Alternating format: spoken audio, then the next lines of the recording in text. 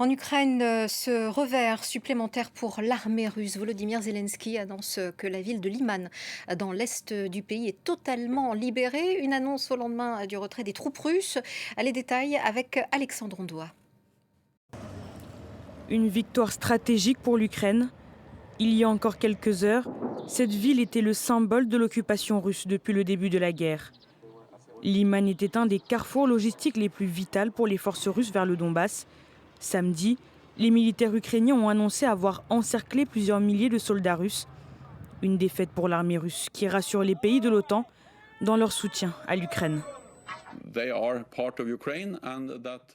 Nos alliés intensifient leur soutien à l'Ukraine et c'est la meilleure façon de s'assurer que l'Ukraine puisse reprendre ses territoires occupés. Au cours de cette semaine, nous avons vu qu'ils ont pu reprendre une ville. Cela démontre que les Ukrainiens progressent. Ils sont capables de repousser les forces russes grâce à leur courage, leur bravoure, leurs compétences, mais bien sûr aussi grâce aux armes fournies par les États-Unis et d'autres alliés.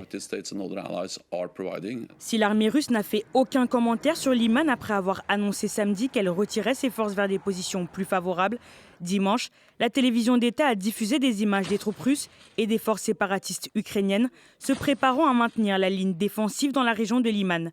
Les forces armées russes auraient détruit plusieurs dépôts d'artillerie et de missiles dans des régions ukrainiennes. Ces dépôts de missiles, d'armement, d'artillerie et de munitions ont été détruits dans les régions ukrainiennes de Kharkiv, Mykolaïv, Zaporizhia et Donetsk.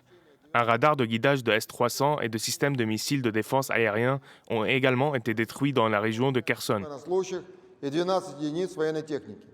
Lors d'un échange téléphonique ce dimanche, Emmanuel Macron a réaffirmé auprès de Volodymyr Zelensky la détermination de la France à aider l'Ukraine à retrouver sa pleine souveraineté et son intégrité territoriale et à travailler avec ses partenaires européens à de nouvelles sanctions.